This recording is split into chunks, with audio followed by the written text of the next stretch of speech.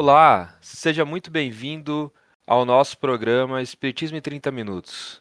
Eu sou Adriano Marti e é muito legal ter vocês aqui conosco. No nosso último episódio, a gente conversou sobre o papel do Espiritismo como consolador prometido. Falamos sobre como ele esclarece, consola e nos ajuda a superar os nossos medos e os nossos preconceitos. Hoje, nós vamos continuar esse caminho, voltando ao passado para entender de onde veio essa doutrina. Como que ela surgiu? Quem foi Allan Kardec? E é isso que nós vamos descobrir juntos. E para isso, está aqui comigo hoje o Osmar, a Kátia e o Guilherme.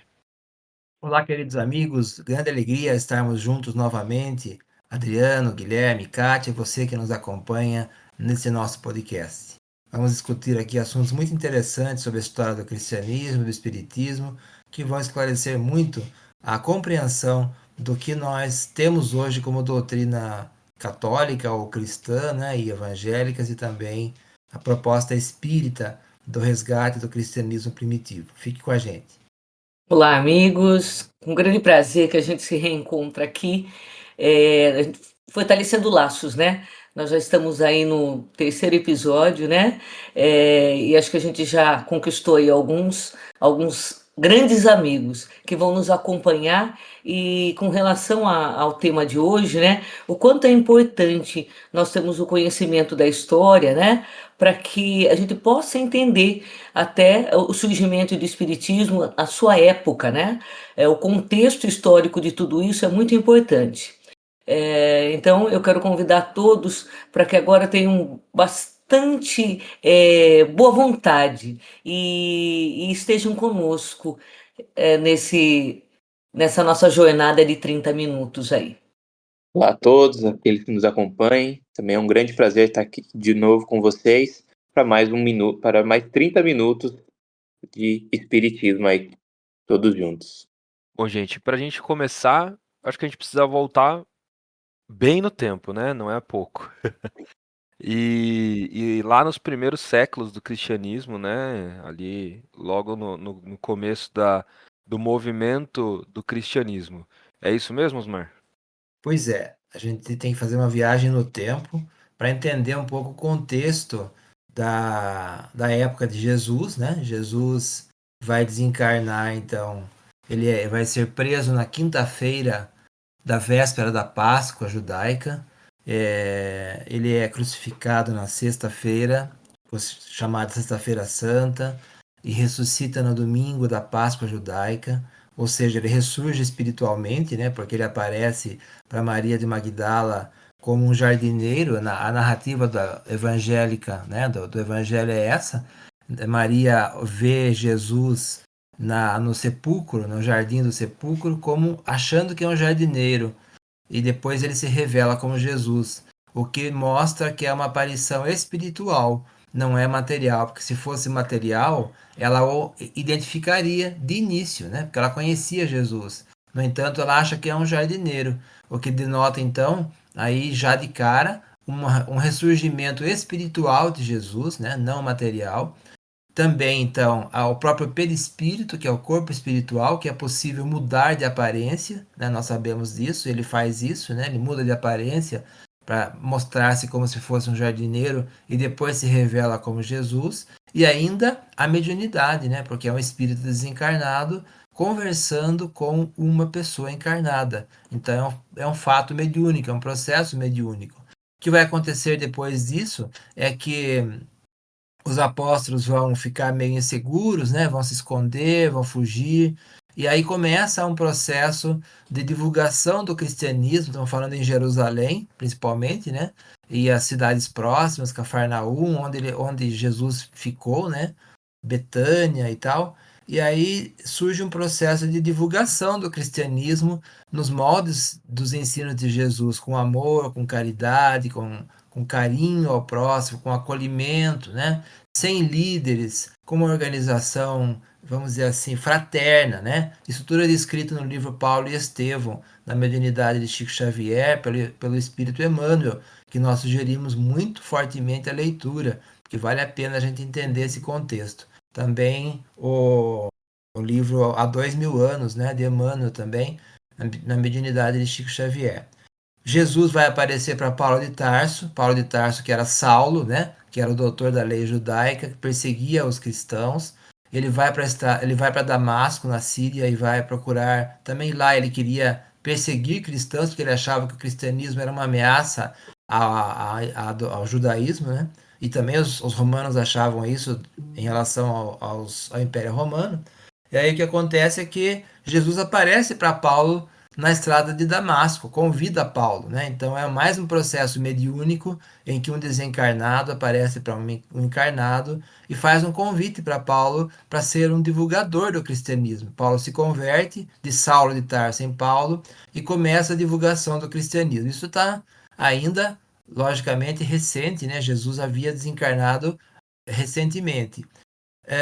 Paulo começa a fazer uma divulgação do cristianismo, ele faz 4 grandes viagens pelo Oriente Médio até a Europa. Ele vai passando por várias cidades e vai formando núcleos de cristãos, né? Então ele chega nas cidades, começa a proclamar o evangelho, ou seja, divulgar a mensagem de Jesus, que é essa de amor, de caridade, de respeito, de fraternidade, né? Jesus como um mestre, como um guia e modelo. E aí formam-se núcleos e esses núcleos vão aumentando, né? Então você tem pequenas assembleias de pessoas, né? Vamos lembrar então que o termo eclésia, da onde se deriva a palavra igreja, eclésia em grego significa assembleia, assembleia de pessoas. Então, quando se fala em igreja, nós temos que entender esse contexto, né? Estamos falando de grupos de pessoas e não necessariamente de uma instituição religiosa, né? Então, se Jesus realmente falou a Pedro que sobre ele formaria a sua igreja, podemos entender que sobre ele convida Pedro a ser um líder de pessoas, de assembleias de pessoas, e não de uma grande instituição religiosa, né? Embora isso tivesse que ser feito, porque era necessário para o momento uma construção de uma doutrina católica, né? Uma doutrina cristã, e o homem é assim, a gente vai fazendo as coisas do nosso modo, do jeito como a gente entende. Então, aqui não vai uma crítica de forma nenhuma ao que foi feito, porque na verdade somos nós que fizemos, né, pelo processo reencarnatório, mas é o que foi possível ser feito. Paulo então faz essas viagens, ele vai passar por Éfeso, ele vai passar por Corinto na Grécia, ele vai passar por várias outras cidades até chegar em Roma, né? E formando núcleos de cristãos. Aí vão passando os tempos. Os primeiros apóstolos desencarnam, então Pedro é preso em Roma, né? Ele vai ser preso e levado para julgamento em Roma, e no ano 70, 80, e aí ele é crucificado de ponta cabeça. Ele pede para ser crucificado de ponta cabeça, porque ele achava que não era digno de ser crucificado como Jesus, né? E como a punição do Império Romano, a pena de morte do Império Romano para os não romanos era a crucificação. A pena de morte para os romanos era a decapitação. Então, Paulo foi decapitado, porque, embora fosse judeu, ele tinha cidadania romana. Então, ele foi decapitado.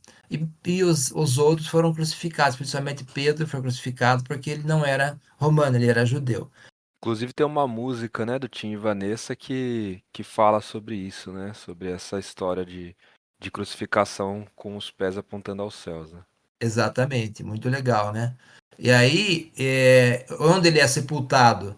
Ele é sepultado num cemitério, numa das colinas de Roma, chamada Colina do Vaticano, né? Então era um cemitério, vamos dizer assim, menor, Colina do Vaticano. Então, Roma tem 4 grandes colinas, uma delas é essa, Colina do Vaticano, que era então um cemitério, vamos dizer assim. Bom, passam-se os tempos, aqueles núcleos de cristãos, Paulo vai desencarnar, ele vai ser preso. Tem um filme muito bonito sobre a vida de Paulo, o final da vida de Paulo, né? No cinema, tem nos streamings. Ele vai ser preso e vai ser decapitado, e sepultado também em Roma, né? Tem hoje a Basílica de Paulo Apóstolo, onde tem lá o túmulo dele e até as correntes que o prenderam. Muito bonita a basílica. Aí passam-se os séculos, vamos dizer assim, ou décadas, e o que acontece quando nós vamos aumentando, né, passando o tempo e vamos fazendo algumas coisas com muitas pessoas juntas. Acaba tendo divergências de opiniões, divergências de ideias, dúvidas, né? E aí surgem as dúvidas, né, Guilherme? É uma coisa bem interessante que o Osmar estava falando com relação às dúvidas, né? A essas muitas vezes más interpretações, é porque o Evangelho de Jesus ele foi muitas vezes transcrito muito tempo depois da morte de Cristo, né? Então temos lá os evangelistas, João, Marcos, Mateus e Lucas, e transcreveram muitas coisas, não propriamente pelos que eles viveram, até porque, por exemplo, Lucas, né, ele não conviveu com Jesus. Lucas, ele era um apóstolo que viria depois, né? Ele era, se eu não me engano, ele era discípulo de Paulo, né? Então Lucas era alguém que não conviveu com Jesus, mas pelos relatos que ele tinha, ele transcreveu a vida, né, o evangelho de Cristo. E você pode perceber que algumas coisas, muitas vezes, elas não são muito, vamos dizer assim, dúbias, né? Se você comparar um evangelho com o outro. Mas o que fica de muito presente e é o que Kardec posteriormente vai adotar, né? São os ensinamentos, né, de Jesus, né? É aquilo que ele nos passa como algo para nos levar como uma ética, como uma moral, né? Mas muitas palavras são muitas vezes vamos dizer assim, não precisamente contraditórias, né? Mas ficam geralmente com um sentido muito dúbio por ser um evangelho, seja ele de João, de Marcos, de Mateus ou de Lucas. Mas o importante, que é o que o Kardec posteriormente vai utilizar, é o ensinamento moral, é aquela ética, vamos dizer assim, do cristianismo, né? É isso que ele adota pelos evangelhos.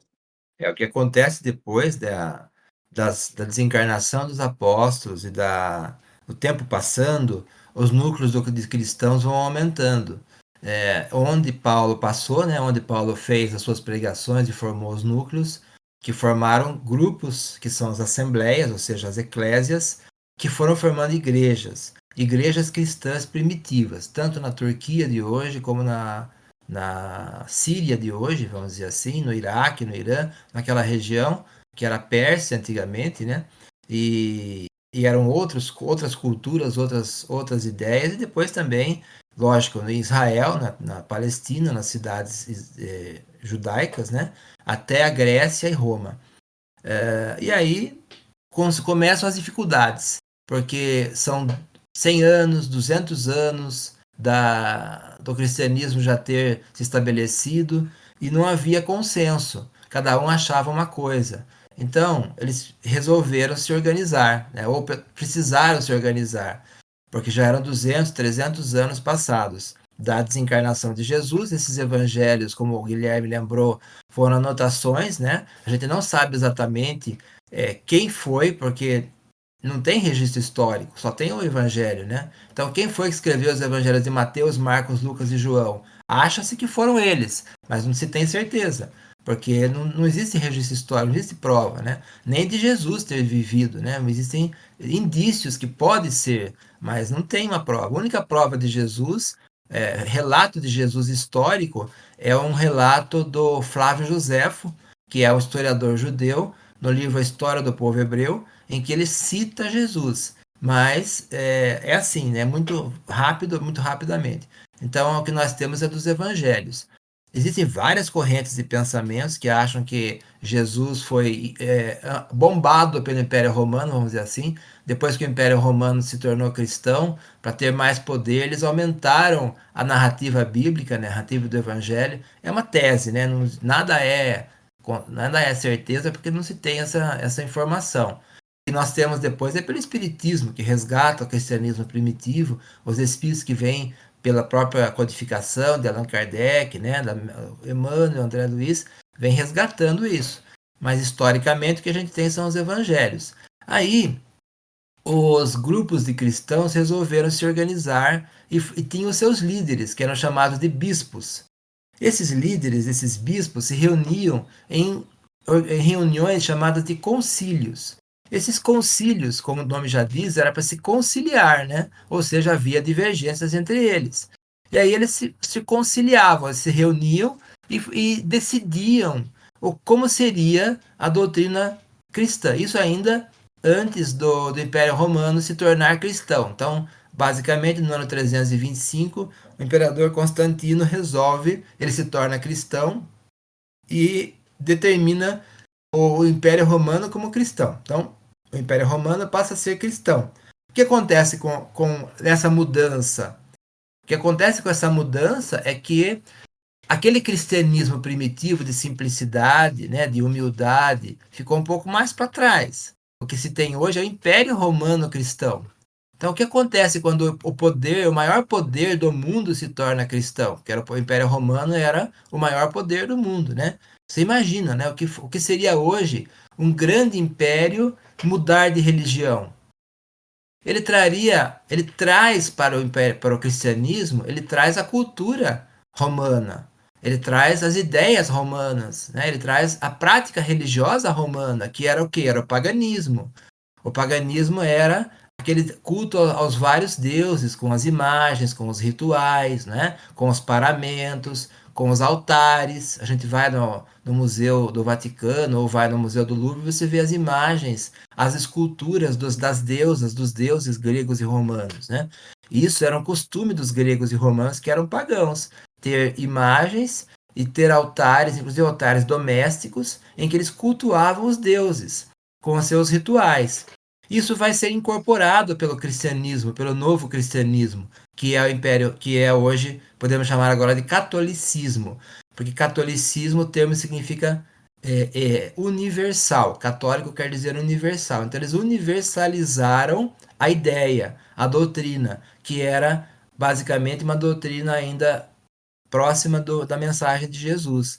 Mas importaram, trouxeram junto para que aqueles pagãos se tornassem cristãos, eles incorporaram alguns costumes do paganismo, né, de gregos e romanos, que é os rituais, que é o sacerdócio com os seus paramentos, que é os altares, as imagens, as ofertas, as oferendas. Não havia isso no cristianismo primitivo. Jesus não fala nisso, né? Os apóstolos não faziam esse tipo de prática. Daí surge também outra dificuldade, a doutrina, né? Como é que você concilia as várias ideias? Aí existia a ideia da reencarnação, existia a ideia da evolução espiritual, do mundo espiritual, da mediunidade, mas você tinha que organizar isso e tinha que ter uma forma de trazer as pessoas para essa nova igreja ou para essa única igreja. Então agora é uma única igreja. Tanto que eles organizam um líder principal. Eles vão chamar esse líder principal, eles têm que ter um líder para essa nova doutrina, né? Quem será o líder?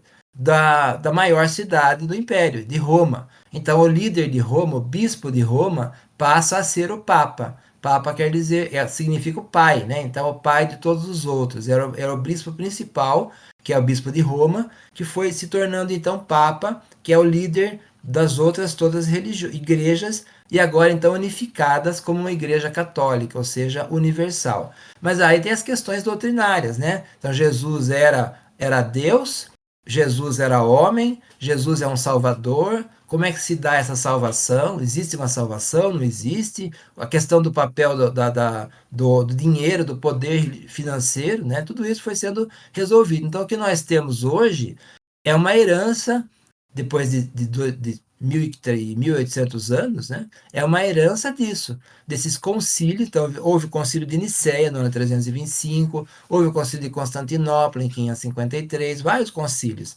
Eles foram resolvendo as questões doutrinárias, o que é e o que não é. E o que nós herdamos é isso, né? Então, é uma ideia que mistura a ideia do paganismo, a ideia da mensagem de Jesus de amor, de caridade, de fraternidade, misturada com essas outras ideias, inclusive a da salvação, que não existia no cristianismo primitivo, porque Jesus não fala que ele é um salvador, ele fala que ele é o guia e modelo, né? Ele fala: quem quiser me seguir, pegue sua cruz e siga-me.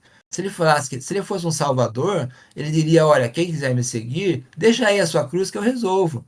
Larga a sua cruz num canto que depois eu pego ela e carrego para você. Ele não fala isso. Ele fala: pegue sua cruz e siga-me. Na verdade, acho que ele falaria nem quem quiser me seguir, mas quem quiser se salvar, né? Pode ser até, né? Pegue sua cruz e siga-me, mas quem quiser se salvar, né? Então, de fato, existe uma diferença semântica aí, né?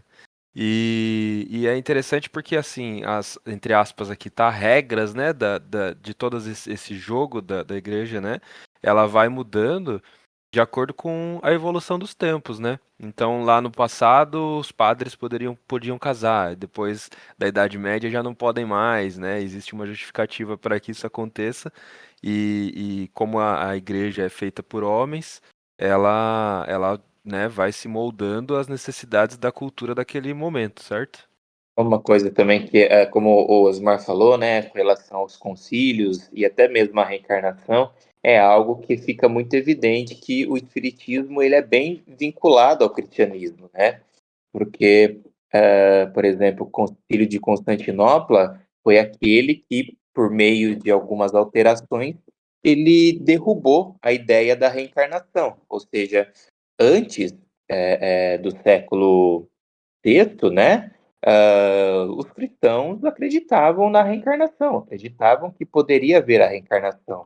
Porém, né, através do Concílio de Constantinopla, eles acabaram barrando essa ideia da reencarnação, transformando, né, essa ideia de reencarnação em ressurreição, e que o único que poderia ter que ressurgiu, né, vamos dizer assim, foi Cristo. Então, ninguém pode reencarnar e o único que ressurgiu, vamos dizer assim, foi Cristo. Então, praticamente, esse concílio, é, é, é, é, ele vem até mesmo, muitas vezes, contradizer algumas palavras, né, de Cristo, porque tem uma passagem em que Jesus encontra Nicodemos, né, e ele fala que ninguém pode ver o reino de Deus se não nascer de novo. E o Nicodemos, ele vai lá e contesta, né? Como assim? Como que uma pessoa vai voltar para o ventre da mãe e nascer de novo? E aí eu até estava procurando aqui, eu encontrei que é a passagem que ele fala assim, ó, em verdade vos digo, se um homem não renasce da água e do espírito, não pode entrar no reino de Deus. O que é nascido da carne é carne, o que é nascido do espírito é espírito. Ou seja, nesse ponto ele já faz uma distinção entre o que é matéria e o que é espírito. E o que é matéria morre junto com a matéria. E o que é espírito, obviamente, vai viver pela eternidade, né? Existia vários líderes, vários bispos que defendiam a ideia da reencarnação. Um deles era Orígenes, né? Que também era defensor da ideia da reencarnação. Essas ideias elas foram perdendo espaço na formação da doutrina católica, né? Por quê? Porque se você tem uma igreja que é católica, que é universal, essa igreja fala em nome do cristianismo, é só por ela que você se salva. Então passa a ser caminho para a salvação ser daquela igreja. Como hoje, após a reforma protestante, né, de Martinho Lutero, você tem as religiões pentecostais que também dizem que salvam, né? Então é através da salvação por essa igreja. Eu me converto, eu me batizo, aceito Jesus como meu salvador, aí eu estou salvo. Isso foi o que aconteceu também no cristianismo. No catolicismo, né? Você aceita Jesus como seu salvador, você se batiza, porque assim você tem a coordenação, você tem a pessoa frequentando aquela igreja, e lembrando que era o Império Romano, então era o poder dominante. Então você vai contra o poder dominante? Você vai contra o poder daqueles que mandam na sua vida? Não, você vai aceitar, não é? Então é um caminho único, é esse o caminho só. E aí você se converte, você aceita Jesus e beleza. Pode ser que você até não acredite em outra coisa, mas na sua casa, na sua intimidade, na prática você fala, não, eu sou dessa religião e pronto. É o Império Romano, você está morando numa cidade governada pelo Império Romano que diz que você tem que ser salvo por Jesus através da igreja. Você vai, né? Vai, porque é o jeito. E foi assim que aconteceu. Não há nenhuma crítica, porque éramos nós que estávamos lá. Foi o que foi possível ser feito, né? Depois tem a Idade Média, aí nós falamos no ano 325, no ano 553. Aí estamos pensando na Idade Média do ano 1500, do ano 500 até o ano 1496, 498. em que há um aumento do poder religioso, né? Então, o poder religioso se mistura ao poder político, então o Império Romano e o Papa. O Papa tinha muito poder, inclusive junto ao imperador. Ele é quase que um imperador, porque ele mandava também, né? E aí tinha a Inquisição, tinha o processo de perseguição àqueles que não eram cristãos ou que não queriam ser cristãos ou que eram hereges. A palavra herege quer dizer opinião. Por aí você já tem uma ideia, né? Então, herege é aquele que tinha opinião. Então, por ter opinião, a pessoa já era perseguida. É um alerta para os dias de hoje, inclusive, né? Por ter opinião, a pessoa já era perseguida, era um herege. O que acontecia com um herege? Ou ele tinha que abdicar da sua ideia, ou ele era queimado na fogueira. Por quê? Porque a sua alma é impura. Você está falando uma coisa absurda. Então você tem que ser purificado. O que purifica uma alma? O fogo. Então você vai para o fogo, vai para a fogueira, porque você vai ser purificado pela fogueira. Era assim. E muitas pessoas foram perseguidas, inclusive Joana d'Arc, né, que foi perseguida porque era herege, era considerada herege, porque ela via espíritos, conversava com espíritos, era médium e foi queimada na fogueira. Assim como Giordano Bruno também, pelas questões científicas, né? E Giordano Bruno era cientista e como Galileu, ele percebeu que a Terra não era o centro do universo e havia um movimento, aí o Sol era o centro de um sistema. Falou isso, falou: olha, se você renegar, você vai ser queimado na fogueira, você é um herege, você tem uma opinião. E foi, né? Galileu renegou, porque ele queria sobreviver, mas falou que no fundo a Terra se move, ela se move. É isso, né, gente? A gente tá vendo que a história é longa, e é mesmo, né? São 2000 anos de história que a gente tá tentando contar em 20 minutos, 30 minutos. A gente nunca vai conseguir esgotar todos os detalhes e os pormenores dessa história, né? Mas eu acho que é importante a gente deixar algumas bibliografias, né, para que as pessoas possam, caso tenha interesse, se aprofundar nessa história, né? A gente já falou de algumas aqui, a gente falou do livro Paulo Estevão e do livro Há 2000 anos, ambos de Chico Xavier, onde eles descrevem esse início, né, da história de Saulo virando Paulo e depois a continuação dessa história. Ainda temos também os 50 anos depois que complementam essas duas bibliografias. Falamos da música de Tim e Vanessa, né, que traz um pouquinho sobre essa narrativa da crucificação de Paulo. Acho que uma das bibliografias mais importantes para essa história é a Bíblia, né, que ela traz aí os pormenores dessa narrativa. E temos aqui algumas outras bem interessantes, né? A começar pelo livro ou o filme, né? Depende aí do que você prefere, de Humberto Eco, O Nome da Rosa, que vai tratar um pouquinho sobre essa questão da igreja. Na Gênese também, aí já é um livro espírita, né? A Gênese que traz um pouquinho sobre isso. Estudos Espíritas do Evangelho, da Terezinha Oliveira, que traz também um pouquinho sobre a história do cristianismo. Esquina de Pedra, de Wallace Leal. Agonia das Religiões e Revisão do Cristianismo, de Herculano Pires. Cristianismo, a Mensagem Esquecida, de Hermínio Miranda. E Analisando as Traduções Bíblicas do Severino Celestino. Tem mais alguma obra que vocês gostariam de destacar? Não sei se você falou, tem uma do Leon Denis, que é o Espiritismo e Cristianismo também. Tem um livro da Elizabeth Claret Prophet, que não é espírito, chamado Reencarnação, o Elo Perdido do Cristianismo. Também ela trata essa questão. E aqui não fica uma crítica a nenhuma religião, porque é o que aconteceu, né? A gente está constatando o que aconteceu, foi possível ser feito, éramos nós que estávamos lá, foi uma necessidade de organização. Não temos que separar o que foi feito do que Jesus nos ensinou, né? Nenhuma guerra se justifica pelo cristianismo e foram feitas muitas as perseguições, as cruzadas, a Inquisição, né? Muitas torturas, muitas mortes em nome de Jesus. Então isso é uma contradição, porque Jesus falava em amor, em caridade, mas não é um problema da doutrina em si, da religião em si, sim dos homens, né? Todas elas têm o seu valor, todas elas são importantes, cada uma está no seu momento, né? Cada pessoa está no seu momento, necessita de uma organização, necessita de um comando. Muitos de nós precisamos de um comando, precisamos de alguém que fale: você tem que fazer isso, você não pode fazer aquilo, se você fizer isso, você vai ser condenado, você vai para o inferno. É como uma criança que você fala: olha, não põe a mão na tomada, olha, não pegue na faca, olha, não põe a mão na boca do cachorro, né? E a criança faz. A mesma coisa o homem. Ele precisa de alguém que fale: não faça isso, faça aquilo, cuidado.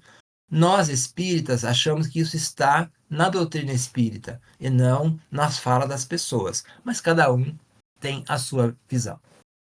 É isso, pessoal. Agradecemos bastante a companhia de vocês nesse programa. No próximo episódio a gente vai continuar discutindo um pouquinho sobre a história do cristianismo, até chegarmos aí a Allan Kardec e ao Espiritismo. Muito obrigado à parceria de todos e até a próxima semana. Tchau, tchau. Obrigado.